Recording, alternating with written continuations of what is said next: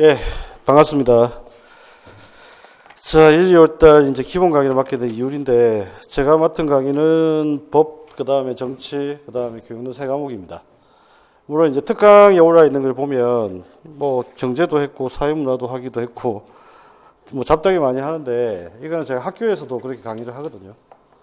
지금 대학원에서 강의를 할 때는 5과목을 거의 다 하는 것 같고요. 그 다음에 이제 학부 같은 경우에는 교육론하고 법을 좀 주로 하는 편이고. 그래서 일단 일반 사회 교육과 관련되는 전반적인 부분들은 거의 다 잘 알고 있다고 보시면 돼요.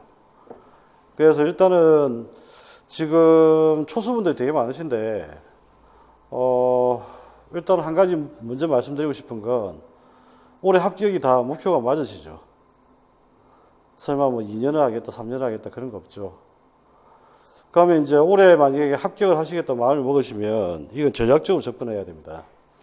일단은 그 합격을 한 선배들 중에 한 3년이나 4년 전에 합격을 한 선배들의 말은 일단 무시하셔야 돼요. 예. 그 다음에 이제 그 합격을 하시는 선배들 말 중에 좀 오래 공부한 선배들의 말은 듣지 마세요. 일단 이게 굉장히 안 좋습니다. 저도 이제 학교에 애들이 거의 한 5년 공부해서 합격한 애들이 있는데, 그런 애들이 꼭 보면 왜 이렇게 합격생 초대 뭐 이렇게 해가지고 특강을 하잖아요. 그러면 이제 본인이 그동안에 얼마나 산전수전을 많이 겪었으면서 어떤 책들을 장황하게 봤는지를 이렇게 잘 드러내요.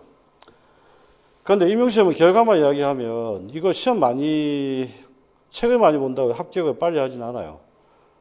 결혼부터 이야기하면 책을 많이 보면 한 10년 하셔야 됩니다. 이거는 분명하게 일단은 잡고 가셔야 되고요.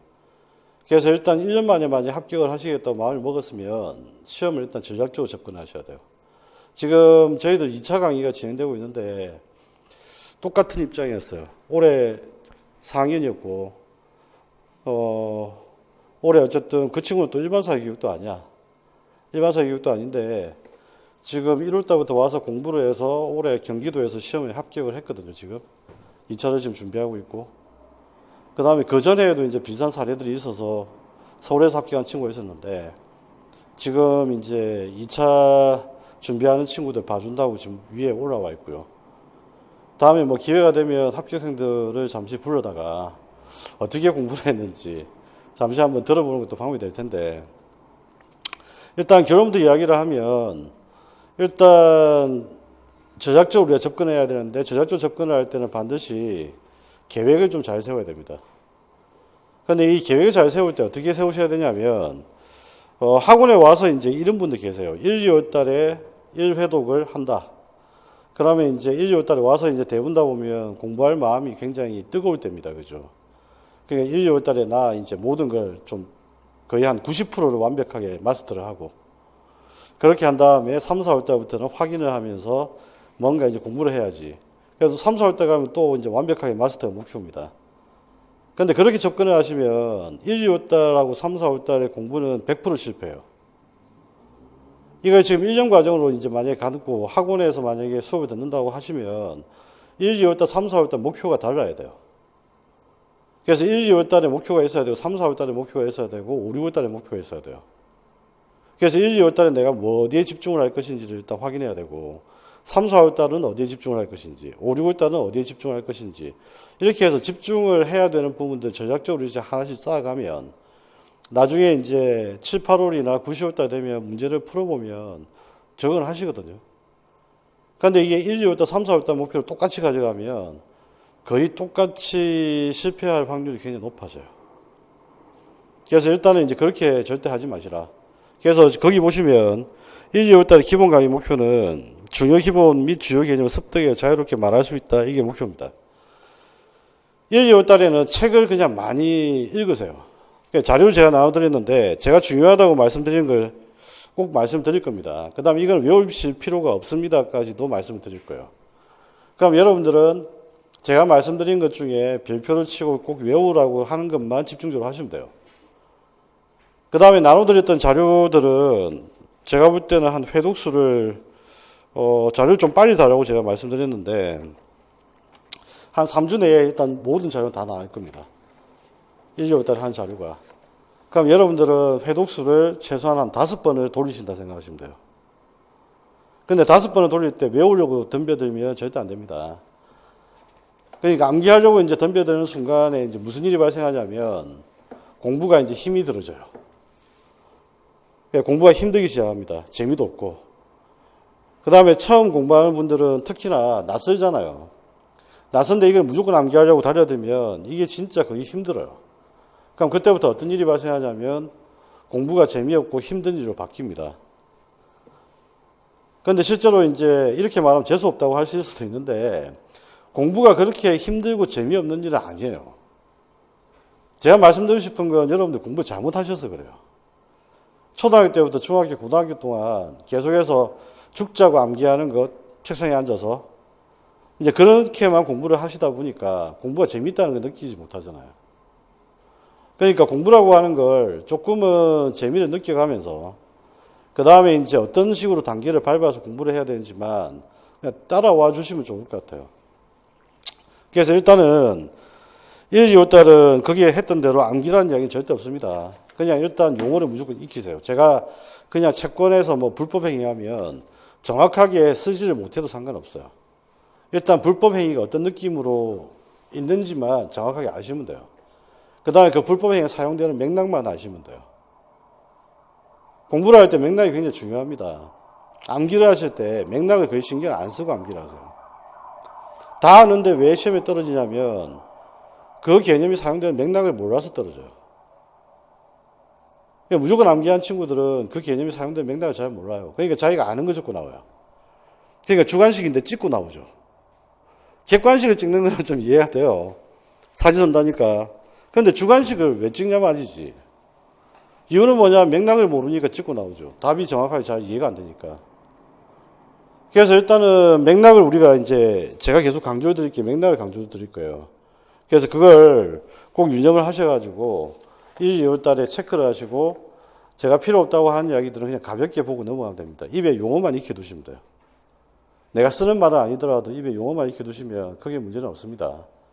그 다음에 그래서 연간 일정에 보시면 월마다 이렇게 목표가 다 다릅니다. 저는. 그래서 수업도 약간 달라집니다. 내용도 바뀌게 되고. 그래서 일단 1, 2월 달에 했던 내용과 3, 4월 달에 하는 내용이 같은 이론 강의를 하더라도 포인트가 좀 틀려요. 그래서 그 포인트 맞추어서 일단 정리를 할 테니까 일단 1, 2월 달은 그렇게 하시고 나중에 이제 기출 문제를 한번 구경을 좀 해볼 겁니다. 어떤 식으로 이제 접근해야 되는지. 올해 시험에 좀 희한한 일이 좀 많이 발생했어요. 그 울산에서 이제 기간제를 하고 있는 학교에 이제 졸업생 제자인데 전화가 와서 교수님 저 올해 기간제한테 공부를 하나도 안 했는데 합격을 했습니다. 그러더라고요. 근데 의외로 그런 친구들이 되게 많았어요. 그리고 한 몇 년 전에는 학부생이었는데 그 동기들 중에서 상위원 중에서 제일 공부를 안 하는 친구였거든요. 근데 그 친구만이 유일하게 합격을 한 적이 있어요. 상위 졸업할 때. 그게 뭘 말하는 거냐면 뭔가를 내가 많이 알고 있다고 시험에 합격하지는 않아요. 적게 알고 있더라도 정확하게 알고 있으면 그게 더 시험을 합격하는데 빨라요. 그래서 시험을 전략적으로 일단 접근하셔야 되겠고 그 다음에 또 이제 나중에 고민이 이제 서러운 게 경제가 안 되시는 분들은 경제학 때문에 이제 내가 시험에 떨어지지 않을까 걱정들을 많이 하시잖아요. 예, 올해도 경제학 다 틀렸는데 합격한 친구가 있어요. 무슨 말이냐면 22문항입니다. 그죠? 경제가 나오는 문항은 많아봐야 5문항입니다. 그 다음에 적게 나오면 3문항이고 그 다음에 일반적으로 나오면 4문항이에요.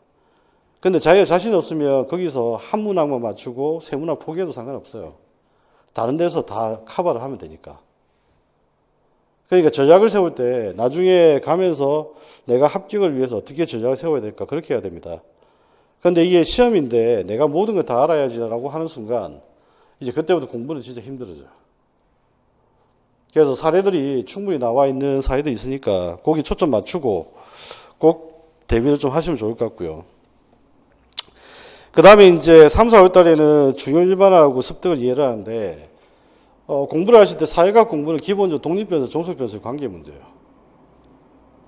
그러니까 사회과학 공부할 때 독립변수와 종속변수의 관계를 못 찾아내면 계속 그냥 무작정 암기를 하셔야 돼요.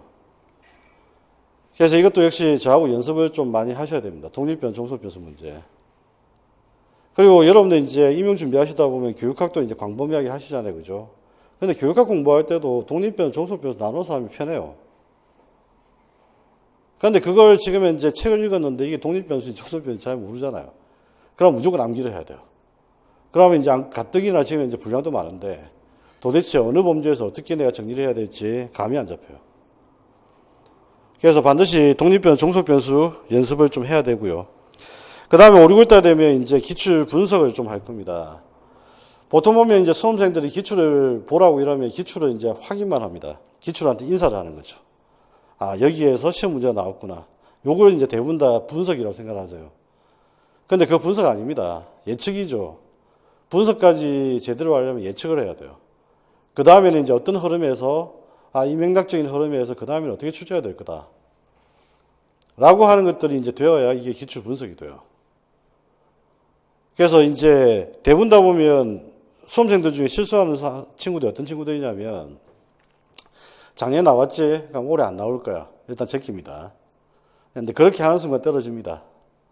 왜냐하면 기출에서 60%에서 70%는 겹쳐요. 주제가. 전공은. 교육학은 제가 보기에는 한 5, 6년 정도 순환기가 좀 있어요. 그런데 전공은 제가 보기에는 60%, 70%가 맨날 겹칩니다. 그 앞에 해와. 그럼 나머지 이제 남아있는 게 한 30%, 40%인데 그것도 역시 나중에 이제 주기라든지 분석을 잘 해보시면 이 30%, 40%가 어디에서 나올 것인지가 대충 예측이 돼요. 그러니까 이게 지금 현재 우리 시험은 어디에서 출제가 될지 모르는 게 아니라 이미 이제 출제가 어디에서 될 것인지에 대한 부분들은 어느 정도 정해져 있다고 보시면 돼요. 그래서 거기에 맞추어서 일단 대비를 합시다. 이게 5, 6월 달입니다. 그 다음에 이제 7, 8월 달 가게 되면 출제 범위 이론하고 쟁점 정리, 그 다음에 문제 적응을 좀 합니다. 다른 사람은 잘 모르겠는데 저는 한 번도 문제 풀이만 한 적은 없어요. 문제 풀이하고 이론 정리를 같이 합니다. 그거는 이제 9월달, 11월달 모의고사 가도 마찬가지입니다. 그래서 이제 저랑 이제 강의 때 살펴보는 것만 해도 주기를 따지면 일단 오해독을 하는 거죠. 그 다음에 이제 중요한 걸 다시 말해서 이제 말씀드리고 또 이야기를 하게 되면 저랑 이제 중요한 건 한 7회독이나 10회독을 하게 돼요. 근데 7회독에 10회독을 했는데 못 쓰면 그거는 어쩔 수 없죠.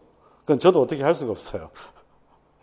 그러니까 일단은 7회독이나 10회독 정도를 일단은 강의를 통해서는 반드시 정리를 합니다.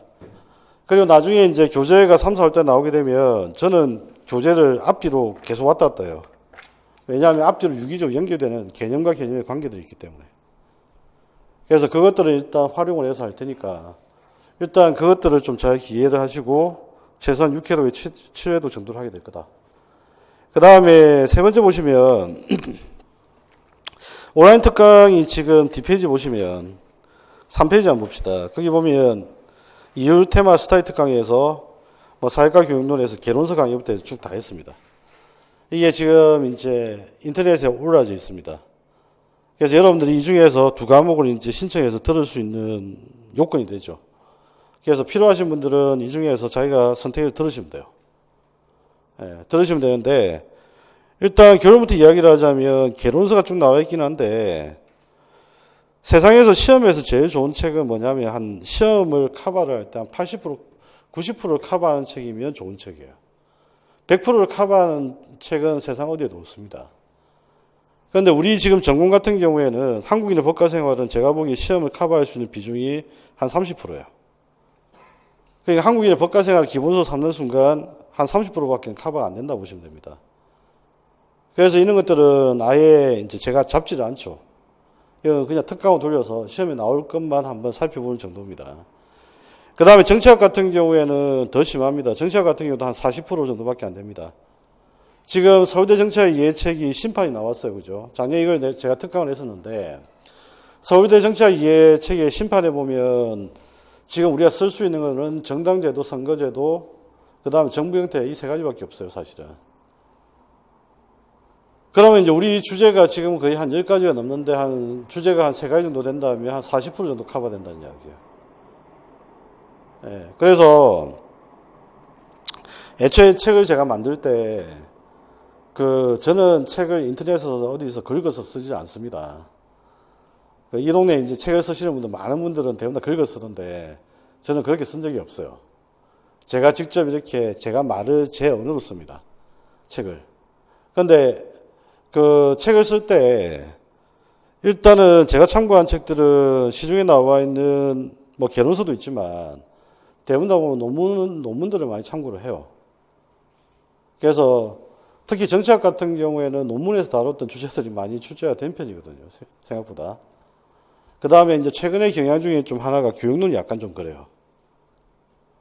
그래서 일단은 제가 책을 만들 때는 논문을 읽고 정리하고 그 다음에 이제 제가 생각하는 목차를 가지고 구조를 만들어서 쓰는 편이기 때문에 일단은 여러분들이 따로 단권화를 위해서 노력을 하실 필요는 없어요. 아마 이제 합격한 선배들 중에 이제 이런 이야기 들어보셨을 겁니다. 단권화 이야기를 이제 들어봤죠. 근데 저는 단권화 하지 말라는 이야기를 해요. 단권화를 하려고 하는 순간 한 3년 정도 이제 준비를 하셔야 됩니다. 세상에 이제 예를 들면 이런 거잖아요. 단권화는 어떤 사람들이 하는 거냐면 내가 공부를 진짜 많이 했어요. 여기도 보기 귀찮고 저기도 보기 귀찮아요. 그래서 내가 지금 이제 아주 요약을 잘해서 간단하게 내가 들고 다니기 위해서 하는 게 단권화입니다. 그런데 이게 지금 이제 공부를 많이 하는 사람이 단권화를 하면 어떻게 되냐면 이거 보다가 이 책의 내용을 봤는데 처음 보는 내용이에요. 그러면 이제 책에다 옮겨 적죠. 포스트잇으로 또 도배를 합니다. 그래서 책이 또 덮이지가 않아요. 이게 막 포스트잇이 막 튀어나오기도 하고 버려지기도 하고 나중에는 어떻게 되냐면 내가 단권화를 했는데 눈에 안 들어와요. 그런 경험들 있으신지 잘 모르겠는데 눈에 안 들어오죠. 왜냐하면 포스트잇하고 잡다하게 막 섞여져 있는데 이게 도대체 무슨 단권화가 되는 건지.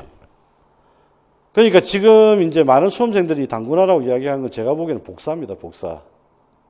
책을 복사하고 계시는 거죠. 단권화는 말 그대로 요약 정리가 되어서 책의 양이 줄어들어야 돼요. 그런데 이게 지금 이제 단권화를 했는데 책의 양이 늘어나요. 바인더가 터질 것 같아요. 그래서 바인더가 이제 한 권 가지고 안 되니까 바인더 1, 2를 만드는 거죠. 그러면서 이제 바인더 1, 2를 들고 다닙니다. 그 무거운 걸. 그 무거운 걸 들고 다니면서 공부가 되겠어요. 그러니까 단권화는 내가 진짜 자신이 있을 때, 내가 지금 이제 책을 다 하나도 보지 않고, 내가 지금 이제 내가 공부했던 내용들이 간단하게 주제별로 딱딱 정리가 되면 이게 단권화예요, 그냥. 그게 단권화죠, 진짜로. 그래서 단권화를 지금부터 하실 필요는 전혀 없다. 그러면 지금부터 뭘 하셔야 되냐면, 알고 계시는 분은 또 알고 계실지 모르겠는데, 작년에 수험생들, 한 2년 전부터 수험생들 사이에 유행했던 공부 방법이 하나 있습니다. 그게 뭐냐, 백지석인데, 그 백지석의 창시자가 접니다. 이게 출처가 안 밝혀져서 창시는 제가 했는데, 아무도 이 출처를 밝히려는 사람들이 없어서 제가 학교 제자들 막 뭐라 했거든요. 너희들은 왜 내가 만들었다는 이야기를 안 하고 다니냐. 그 이야기를 했는데, 백지석이가 대표적인 방법이에요. 오늘 하루 공부하셨잖아요. 그죠? 잠자기 전에 1시간이나 30분은 꼭 비워두세요. 그리고 30분과 1시간 동안 백지만 펴놓고 오늘 공부한 걸 한번 적어봅니다. 처음에는 100% 안 적어집니다. 그래서 그 다음날 아마 저한테 오실 겁니다. 분명히. 백지 쓰기가 너무 힘들고 어려운데요. 잘 안 써지는데요. 처음에는 당연히 안 써집니다. 그런데도 불구하고 백지 쓰기를 30분에 1시간 정도 하셔야 돼요. 그럼 백지 쓰기를 하시면 뭐가 가능해지냐면 내가 공부한 것 중에 기억에 남는 것과 기억에 남지 않는 것이 일단 판별이 됩니다. 맞겠죠? 기억에 남는 거는 그 다음날 다시 복습을 하실 필요가 없잖아요. 기억이 안 남는 것부터 공부를 하시면 돼요. 그러면 이제 이 백지 쓰기를 하다 보면 어떻게 되냐면 공부량이 계속 줄어들어요.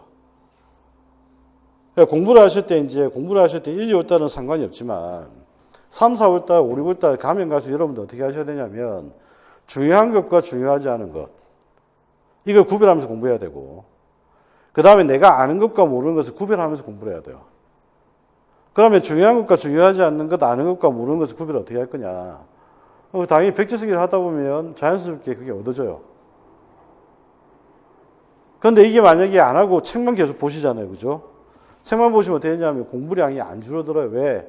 내가 정확하게 뭘 모르는지, 정확하게 내가 뭘 알고 있는지를 잘 모르니까. 그래서 제발 부탁인데 일단 일요일 달부터는 하루에 공부를 하시고 나서 학원 수업 듣고도 마찬가지입니다. 집에 가셔서 잠자기 전에 30분, 1시간을 비워두고 그냥 흰 종이 백지 하나 꺼내놓고 오늘 내가 무슨 수업을 들었지? 무슨 내용을 했지?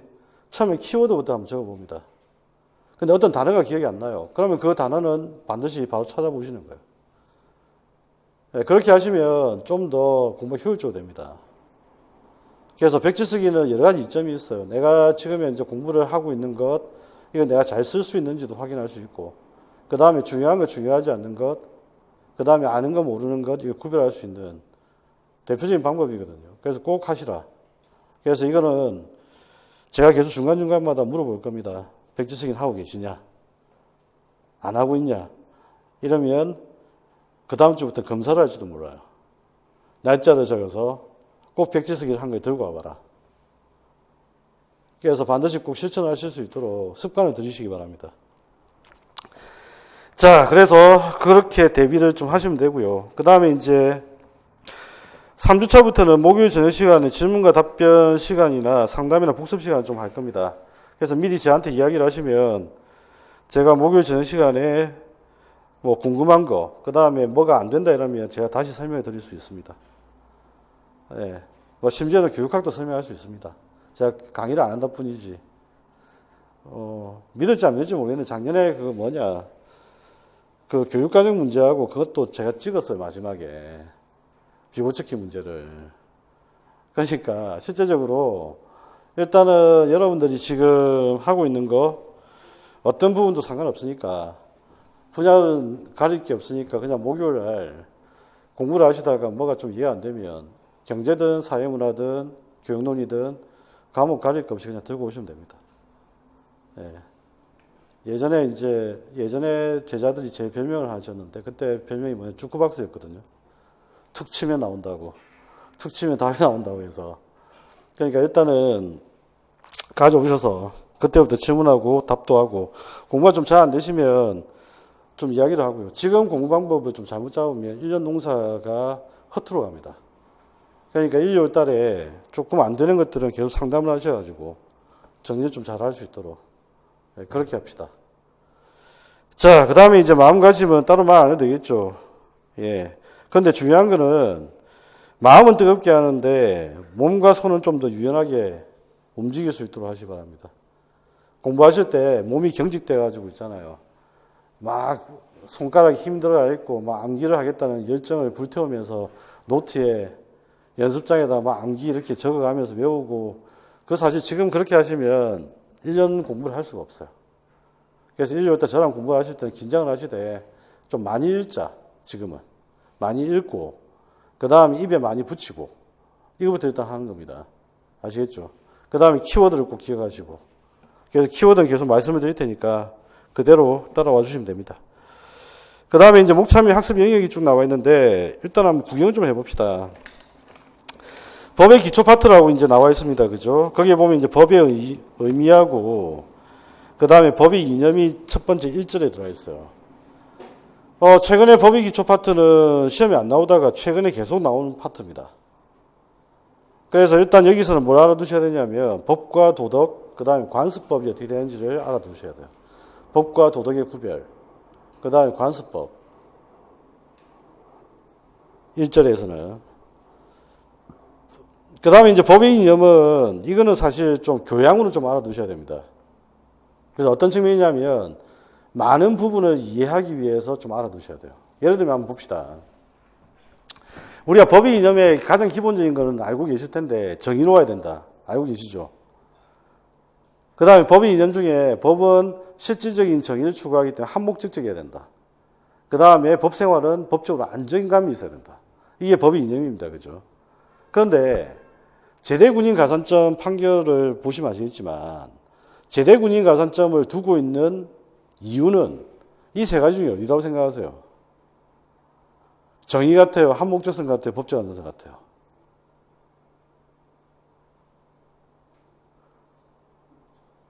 제대군인 가산점을 주기로 하는 법을 만들었다. 정의 때문인 것 같아요? 아니면 한목적성 같아요? 법적 안전성 같아요? 대부분 다 법을 만들고 정책을 만든 이유는 한목적성이에요.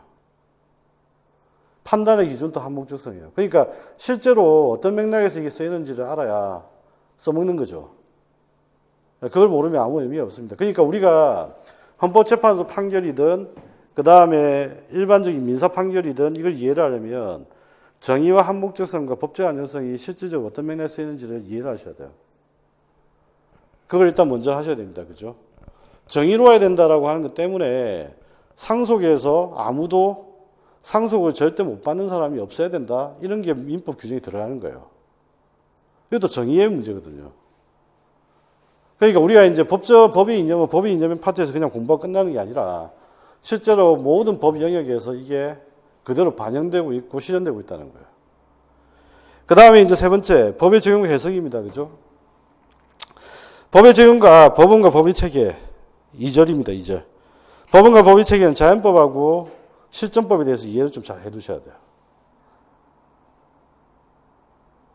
자연법과 실전법. 이거는 시험에 나오는 게 아니라 자연법과 실전법에 대해서 이해를 잘 하시면 많은 법적인 내용들이 좀 쉽게 와닿습니다. 예. 그래서 이거는 자연법과 실전법에 대해서 좀 잘 이해를 하시라. 그 다음에 이제 제3절에 보면 법의 적용과 해석이 나오잖아요. 그죠? 여기서는 이제 딴 거보다도 법의 해석이 별로 중요하지 않다는 것만 기억하시면 돼요. 이게 수능 문제집 같은 데 보면 유추해석, 그 다음에 물론해석, 당연해석이 쭉 보기도 쭉 나옵니다. 그런데 법 전문가들도 유추해석, 확장해석, 축소해석 구별 못해요. 그러면 시험에 나왔긴 나왔는데 어떻게 나왔냐? 뻔한 걸 가지고 물어봤어요. 그냥 이런 뜻을 가지고 있는 게 무슨 해석이냐? 유추해석. 이 말은 어떤 의미를 가지고 있고 그 의미를 가진 개념이 뭐냐? 이것만 인지를 하면 되지. 어떤 사안이 유추해석이냐? 여기까지 공부하실 필요는 없다는 이야기입니다.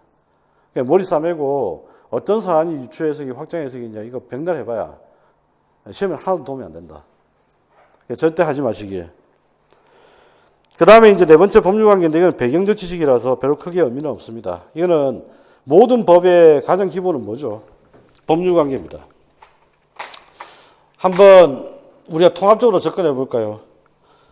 자, 모든 학문은 오늘 첫 시간이 아마 사회학이 있을 텐데 사회적 관계를 제도화시키는 게 사회제도이고 그 다음에 이런 모든 관계, 사회적 관계를 다루는 게 사회학이고 이런 모든 사회적 관계 중에서 하위 관계를 다루고 있는 게 다른 학문적 영역이에요.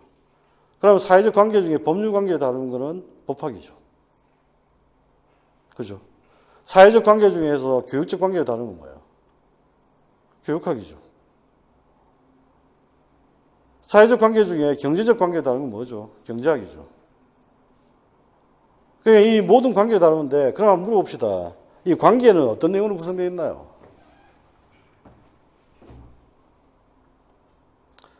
여러분과 저는 어떤 관계로 맺어져 있습니까? 오늘 처음 봤습니까? 그래서 길 가면 그냥 모른 척 해도 되는 사이입니까?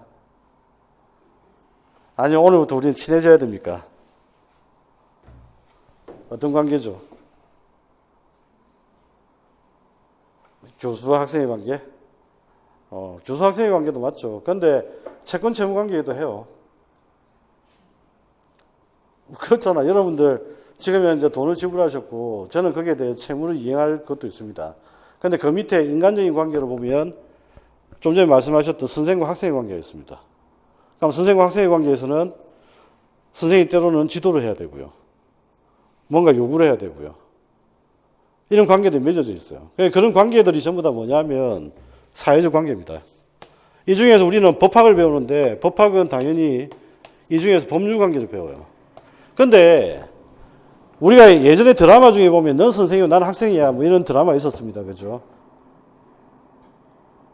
뭐 그걸 기억하시는 분들 좀 연식이 오래됐다 보시면 되고 그걸 기억을 못 하시는 분들은 아주 어렸다고 보시면 되겠고 자, 그런데 이게 넌 학생이고 난 선생이고 넌 학생이야라고 하는 게 뭐죠?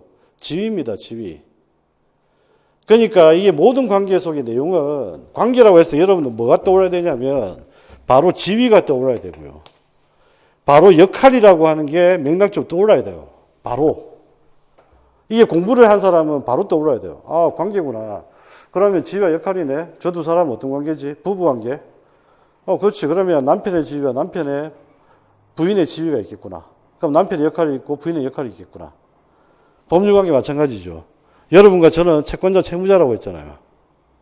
권리자와 의무자의 관계입니다. 이게 지위거든요. 그러니까 법률관계는 말 그대로 권리와 의무라고 하는 지위에 기한 역할에 관한 내용들이 정해지는 거예요. 그러니까 채무자는 열심히 노력해서 돈 벌어서 누구한테? 채권자한테 돈을 갚아야 되는 거예요. 만약에 법률관계에서 그런 규율이 없다면 채무자가 열심히 노력해서 채권자한테 돈을 갚으러 갈 이유가 없잖아요. 그러니까 모든 사회적 관계는 지위와 역할, 그 다음에 이 역할에 대해서 기대하는 역할 행동이라고 하는 것, 역할 수행이라고 하는 게 반드시 따라와 줘야 돼요. 이게 지금 현재 관계라고 하는 것의 기본적인 내용입니다. 그런데 이거는 모든 학문에 다 적용되는 겁니다. 다만 여러분들이 이걸 표현을 그렇게 안 썼다 뿐이에요. 다 알고 계세요. 다 알고 있는데 한 번도 이게 지위다 역할이다라고 하는 개념 규정을 안 해봤죠. 법률관계도 지위와 역할. 거기서 내가 요구할 수 있는 힘. 이게 법률관계입니다. 그래서 법학의 가장 기본은 법률관계를 다루는 거다. 자, 이게 이제 끝나고 나면 이제 법 중에 법이라고 부르는 법이죠. 여러분이 항상 이제 알고 있는 헌법이라고 하는 것을 봅니다. 자, 시험을 치러 가기 전에 헌법에서 마지막으로 정리를 해야 되겠다. 그러면 1번은 당연히 제5절 헌법재판론이에요. 시간이 없다. 시험 치기 10분 전이다. 그러면 헌법재판부터 보셔야 됩니다. 그 다음에 두 번째로 봐야 될 거는 뭐냐면 통치구조론입니다. 4절. 통치구조론 옆에다가 한번 적어보시죠. 통치구조의 관계에서 제일 중요한 거는 권력은 권력으로 견제한다. 권력은 권력으로 견제한다. 얼마 전에 권력은 권력으로 견제한다라고 하는 내용을 우리가 직접 뉴스에서 본 게 있습니다. 뭐죠? 혹시 아세요? 공수처법. 공수처를 통해서 검찰을 견제한다. 이게 뭐죠? 권력을 통해서 권력을 견제한다.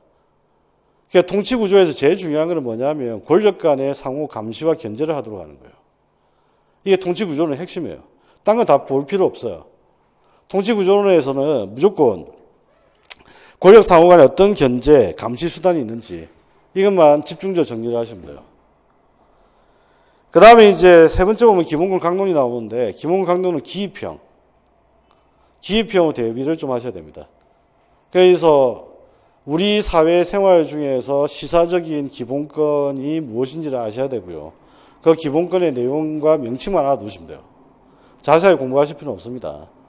어떤 기본권의 명칭이고 그 기본권의 의미가 뭐냐, 어떤 맥락적 의미를 가지느냐, 그것만 체크하시면 돼요. 그 다음에 이제 기본권 총론인데 법을 공부하신 분들은 기본권 총론의 내용이 좀 어려웠다는 생각들 많이 하실 겁니다. 그런데 우리가 정리해야 될 거는 기본권 총론에서는 직접 시험에 나오는 건 헌법 37조 2항밖에 없어요. 기본권을 제한하는 거, 직접 나오는 건. 그 다음에 기본권 구제 수단을 잘 정리해 두셔야 됩니다. 기본권이 침해되었을 때 구제 수단. 이거는 중학교 교과서와 고등학교 교과서에도 단원이 따로 만들어져 있어요. 국민의 기본권이 침해되었을 때 구제를 어떻게 할 것이냐. 구제 수단 문제. 그 다음에 이제 세 번째 기본권 총론 정리를 해야 될 건 기본권 주체에 대해서 이해를 잘 해 두셔야 됩니다. 이거는 이해를 해 두시면 됩니다. 기본권 주체. 어떤 친구들 길 가면서 이야기하고 있는데 어떤 한 친구가 그런 이야기를 합니다. 삼성은 양심의 털도 안 나. 삼성은 양심의 털도 안 나. 이 말이 논리적으로 맞는 말입니까? 틀린 말입니까? 어떻게 생각하십니까? 삼성은 양심의 털도 안 나.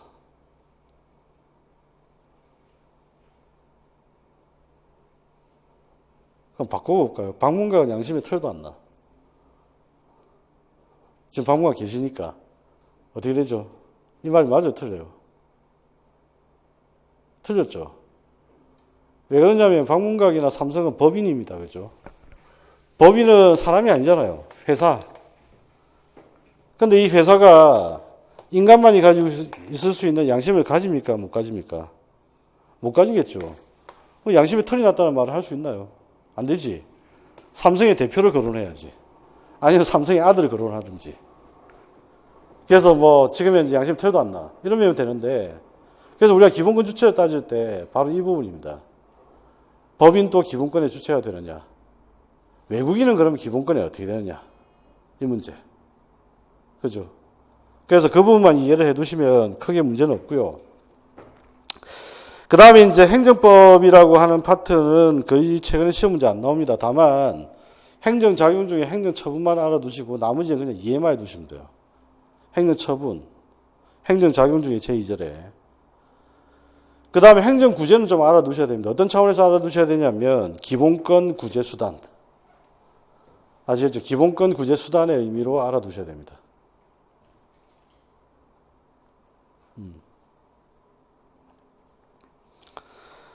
자, 그 다음에 이제 형사법으로 넘어갑니다. 형사법이라고 하는 형법과 형사소송법을 합해서 부를 말입니다. 그죠? 일단 여러분들이 실력은 정말 뛰어나신 걸 알고 있는데, 일단은 기본 강의만큼 그냥 아는 것도 제가 생각을 안 하고 그냥 설명해서 드릴 겁니다.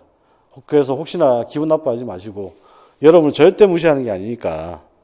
그래서 형사법은 형법과 형사소송법을 합친 겁니다. 그죠?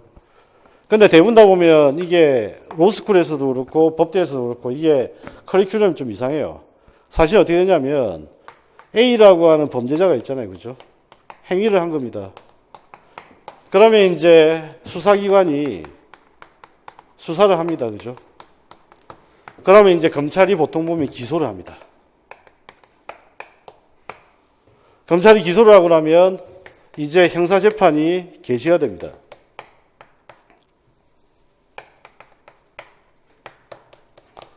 형사재판이 개시가 되고 나면 이제 판결이 확정되겠죠. 그죠? 판결이 확정이 되고 나면 형이 집행됩니다. 이게 형사 절차예요. 자, 그러면 봅시다. 원래는 뭐부터 배워야 되냐면 사실은 형사 절차부터 배워야 돼요. 이거 전부 다 여기서부터 여기까지는 전부 다 형사소송법의 내용입니다.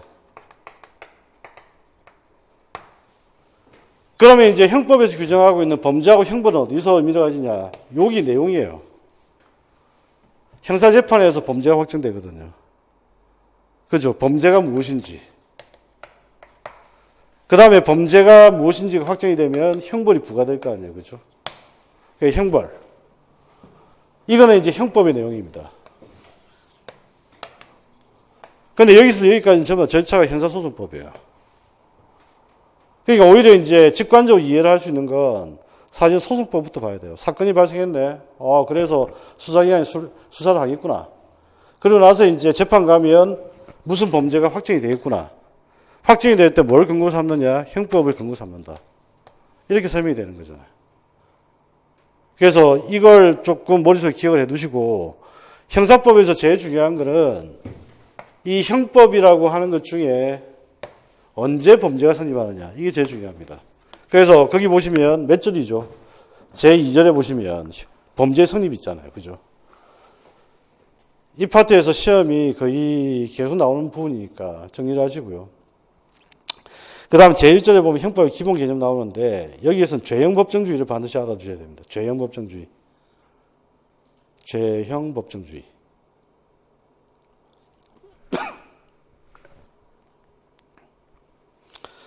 그 다음에 제3절의 형벌과 형사 절차인데 여기서 중요한 거는 형사 피의자와 피고인의 절차적 권리를 알아두셔야 돼요. 형사 피의자와 형사 피고인의 절차적 권리.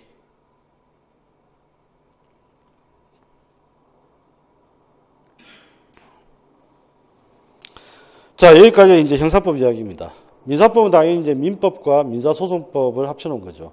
근데 민사소송법은 시험에 안 나옵니다.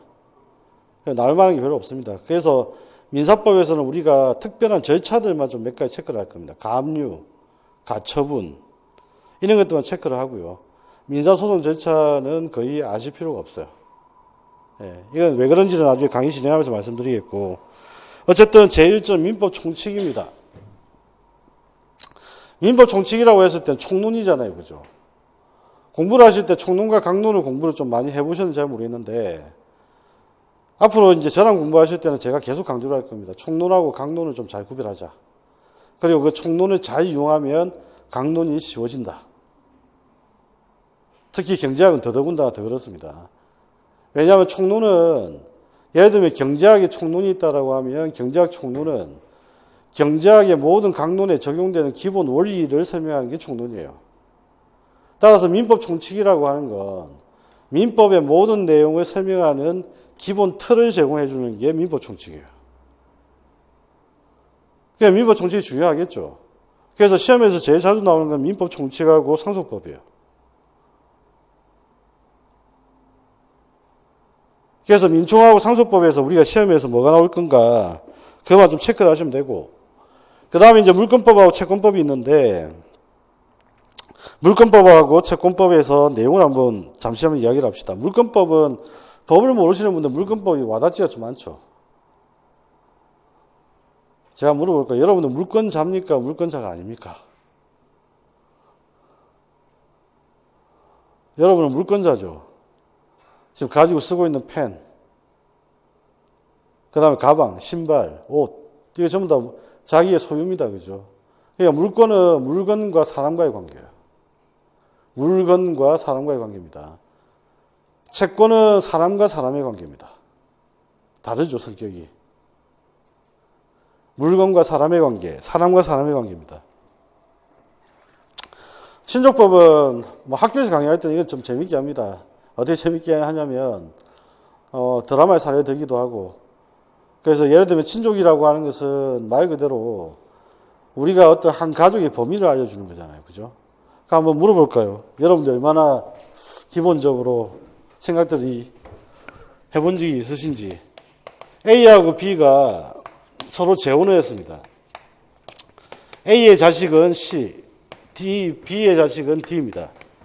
둘 다 이쪽은 아들이고 이게 딸입니다. A, B가 재혼을 하게 되면 C와 D는 가족이 될까요? 친족이 될까요? 안 될까요? 당연히 모르시죠. 이걸 공부하는 게 친족법이에요. 결론만 이야기하자면 나중에 이게 왜 되는지 말씀드릴 텐데, 이 둘도 결혼이 가능합니다. 결혼이 가능한 이유는 친족의 범위를 공부하시면 답을 찾을 수 있습니다. 재밌겠죠? 실생활 지정이 되는지 안 되는지 볼 수 있잖아. 공부하시고 나면 이게 저걸 알 수가 있잖아요. 그리고 보면 또 그런 거 있잖아. 왜 처제와 형부가 결혼할 수 있을까? 그건 절대 안 됩니다. 그건 말도 안 되는 영화 드라마 때문인데 어쨌든 절대 안 된다. 그런데 저 경우는 됩니다. 저 경우가 뭐냐면 겹사돈이에요. 겹사돈이라는 말 들어보셨죠? 겹사돈은 법적으로 금지가 안 돼 있어요. 자, 그러니까 우리가 하는 공부는 일상에서 써먹을 만한 것들이 되게 많다. 그러니까 이건 여러분들이 좀 흥미를 가지시면 더 재밌으니까 나중에 배우고 났을 때 이걸 어디다 써먹을 건지 이걸 항상 고민을 좀 하시고, 교육론이나 교육학 공부하셨을 때도 마찬가지예요. 나중에 여러분들 수업 실전도 해야 되고 2차도 해야 됩니다. 그죠? 근데 교육론이나 교육학 공부하고 나서 이게 2차를 어려워하는 건 교육론이나 교육학 공부하실 때 이걸 내가 어떻게 써먹을까 고민 안 해보셔서 그래요. 우리가 이제 일반사회 교육 전공하시는 분들 다들 아시겠지만 일반사회 교육에서는 교육론 강의를 할 때 강조하는 그 몇 가지 모형들이 있죠. 첫 번째는 개념학습, 그 다음에 탐구학습, 논쟁문제 수업. 이게 정말 중요하다. 이러면서 귀에 딱지가 앉을 정도로 열심히 하십니다.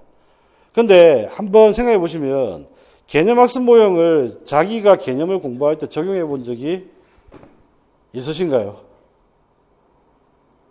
거의 없죠. 거의 없잖아요. 그래서 교육학 공부할 때 비계를 막 설정해라, 발판을 제공해라 뭐 했는데 정작 내 공부할 때는 비계가 뭔지 발판이 뭔지 다 그냥 제쳐두고 아무것도 적용 안 해봅니다. 모델링 생각할 겨를도 없습니다. 이렇게 되면 공부가 자유있게 안 돼요. 그러면 이제 수업 2차 실현 때도 비계나 발판을 제공해야 되고, 그 다음에 개념학습을 할 때 모형을 적용해서 가르쳐야 되는데, 이게 어렵죠. 내가 안 해봤으니까. 그래서 나를 대상으로 실험을 좀 하실 필요가 있어요.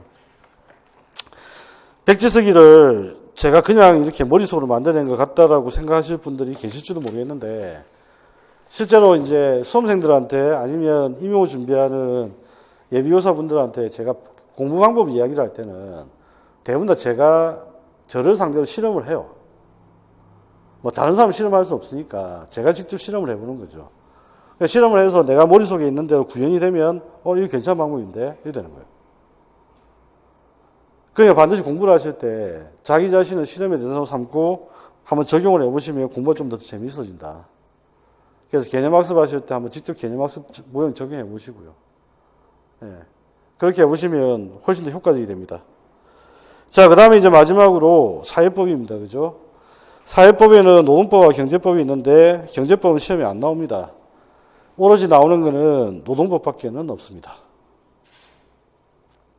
그럼 경제법에는 뭐가 시험에 나오느냐? 민법과 관련되는 경제법은 시험에 나와요. 그래서 민법과 관련된 경제법 중에 대표적인 제조물 책임법 같은 건데 그 제조물 책임법이 시험에 나옵니다. 그 다음에 요즘에 이제 많이 화제가 됐던 게 BMW. 그죠? 뭐가 있었죠? 리콜. 이런 것들 전부 다 경제법과 관계되는 내용이에요. 그래서 이런 내용들은 시험에 나오는데 나머지는 크게 안 나옵니다. 그 다음에 이제 마지막으로 국제법이잖아요. 그죠? 국제법은 시험에 나올 확률이 0.1%. 그러면 이제 우리는 두 가지만 딱 짚고 넘어가면 됩니다. 하나는 뭐냐? 국제법의 법원. 그 다음에 국제법과 관련된 용어 중에 보면 대표적인 게 국제사법재판소라고 하는 게 있어요. 국제사법재판소. 일본이 독도 문제 가지고 맨날 우리한테 주장하는 거 있잖아요. 국제사법재판소로 가자. 거기서 독도가 누구 것인지 한번 다퉈보자. 그 이야기를 매번 합니다. 그게 바로 이제 국제사법재판소입니다. 그래서 그것들만 체크를 하시고 나면 뭐 크게 문제는 없습니다. 자, 그래서 1, 2월 강의 진행은 2페이지에 나와 있는 3번이 가장 중요합니다. 3번에 보시면 법 영역이 어떻게 출제되고 있나라고 해서 영역에 표시가 되어 있고요. 그래서 이 표시가 되어 있는 내용들 중에 각 영역에 제가 표시를 해드릴 겁니다. 그래서 그 표시가 된 내용들은 무조건 100% 이번 1, 2월 달에 완수를 하셔야 돼요. 그리고 나머지 내용들은 입에 익히면 됩니다.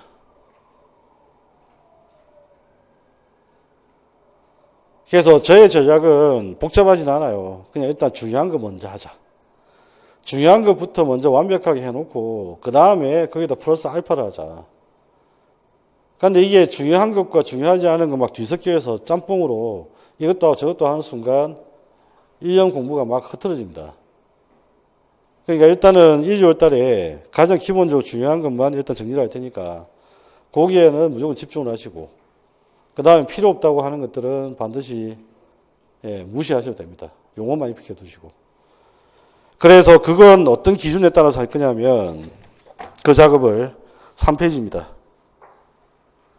7번에 보면 이제 시험 대비 방향이 나오잖아요. 그죠? 이건 이제 제가 이제 나름대로 그냥 분류를 한 방식이에요. 합격을 위한 지식이 해서 2번에 나와 있는데 이게 일단 기초 지식이라고 하는 게 일단 첫 번째 있습니다. 이거는 뭐냐면 빨리 읽고 요약하는 게 습관화 되어 있어야 돼요. 빨리 읽고 핵심을 파악하는 거. 그러니까 책을 읽을 때 천천히 읽지 마세요. 항상 책을 읽을 때 빨리 읽는 습관을 먼저 들이세요. 특히 잘 모르는 거일수록 빨리 읽으셔야 돼요. 빨리 읽으셔야 됩니다. 영어 공부를 아마 한번 대부분 다 해보셨을 텐데 영어 공부를 할 때 대한민국 사람들이 잘못하는 게 있어요. 제가 보기에. 뭘 잘못하냐면 한국말은 빨리 하고 영어는 천천히 합니다. 반대로 하셔야 됩니다. 사실은. 영어를 빨리 하고 한국말은 천천히 하셔야 돼요. 영어는 이게 우리가 잘 모르는 거잖아요. 그런데 이거 통째로 우리가 맥락을 이해를 하려면 이거 천천히 해가지고 맥락이 이해가 안 돼요. 빨리 읽으셔야 돼요. 그러니까 이게 학습에도 비슷해요. 내가 모르는 것일수록 빨리 읽고 핵심이 뭔지를 빨리 파악할 때까지 계속 넘겨보셔야 돼요. 아, 이런 용어들이 있네. 헌법 개정사항이 도대체 뭘까? 이거 고민하지 마시고 그냥 헌법 개정사항이 있다면 개정사항이 있구나. 그래, 헌법을 바꾼다는 이야기인가 보다. 가벼운 마음으로 접하고 그냥 넘어가세요. 일단 처음 대할 때는 일단 이게 제일 중요합니다. 그래서 기초 지식들은 빨리 읽고 요약하는 것, 그 다음에 논리적 흐름을 파악하는데, 논리적 흐름은 보자마자 나중에 종속 변수, 독립 변수 바로 파악이 되셔야 돼요. 제가 물어볼까요? 경제학 지금 하신 분 계시잖아요. 그죠? 경제학의 수요하고 공급은 독립 변수, 종속 변수예요.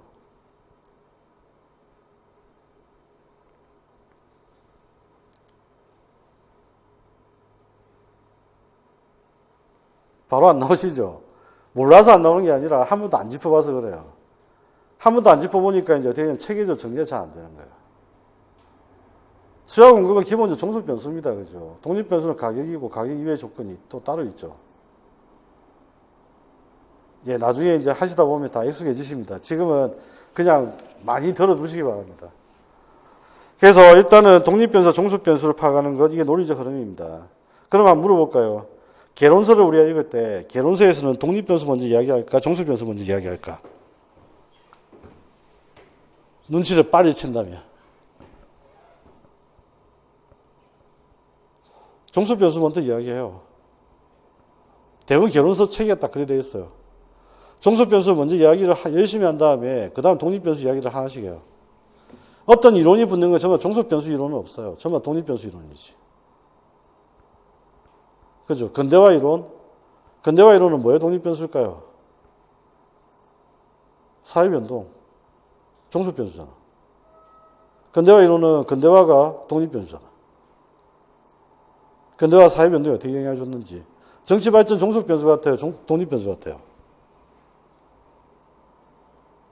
예? 종속 변수죠. 그렇잖아. 그러면 독립 변수 찾으면 되지. 정치 발전에 영향을 주는 독립 변수 뭐가 있을까? 대표적인 근대화. 끝이죠. 이렇게 되면 책의 흐름이라든지 내용들이 훨씬 더 여러분들한테 빨리빨리 이렇게 정리가 됩니다. 체계적으로 정리하는 습관들을 계속 들이시고 계속 제가 괴롭혀 드릴 겁니다. 독립 변수가 뭐냐, 종속 변수 뭐냐, 이거 독립 변수일까, 종속 변수일까. 그래서 그걸 꼭 숙달을 시켜서 자기 학습에도 적용을 해보시고요. 그 다음에 이제 올해 시험에 나왔던 게 토마스 아퀴나스입니다. 올해 수험생들이 가장 불만스러워하는 거, 토마스 아퀴나스가 도대체 왜 나옵니까? 그걸 왜 써야 됩니까? 라고 물어보는데 토마스 아퀴나스 생각보다 중요해요.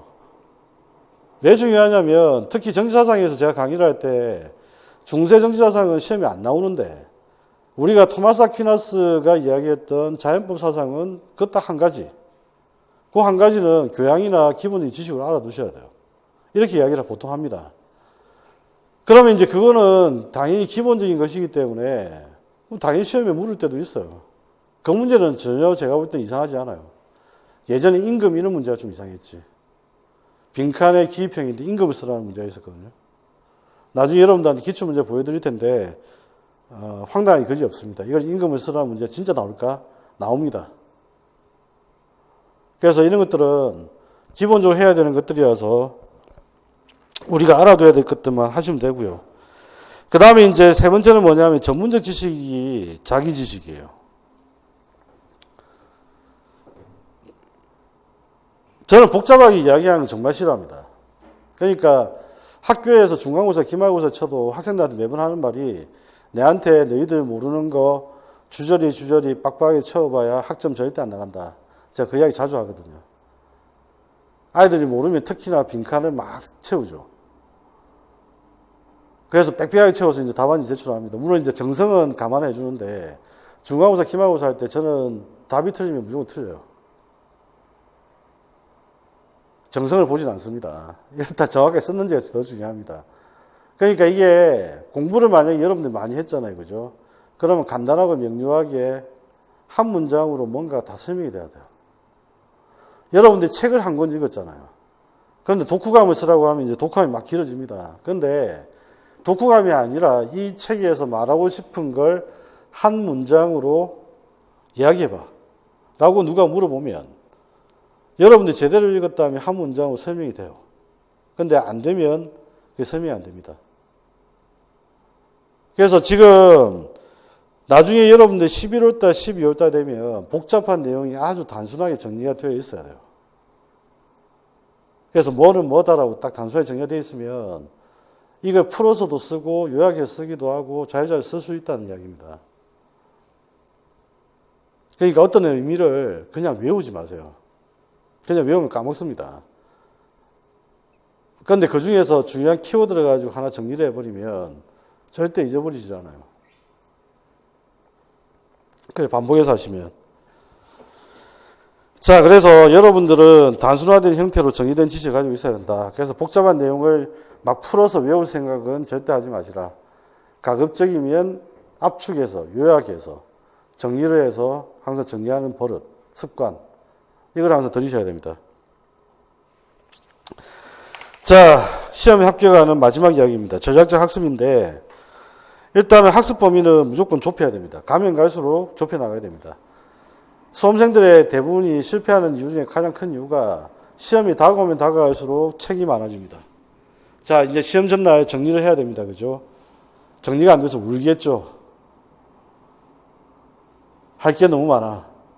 그래서 책을 막 이제 쌓아놓고 보다가 드디어 이제 울기 시작합니다. 내일 시험을 치러 가야 되는데 도대체 이걸 어떻게 정리를 해야 되지? 정리 안 됩니다. 그러니까 범위를 잘 못 잡으면 일단 실패입니다. 두 번째, 기출문제를 정확하게 분석을 해야 됩니다. 분석을 한다라고 하는 것은 두 가지 내용이 꼭 들어야 됩니다. 예측이 돼야 되고요. 그 예측은 흐름까지도 파악이 돼야 돼요. 주기도 파악이 돼야 됩니다.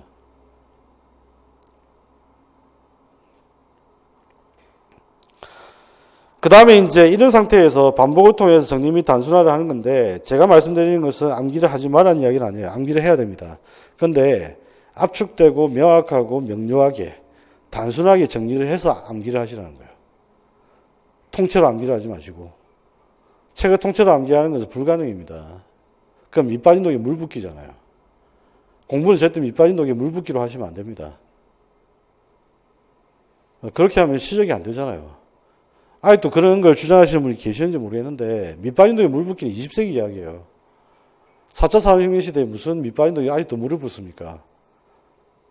그따위 공부 방법은 일단 버리시고 그래서 어떻게든지 효율적으로 할 수 있는 방법들 같이 정리를 좀 해나가도록 그렇게 합시다.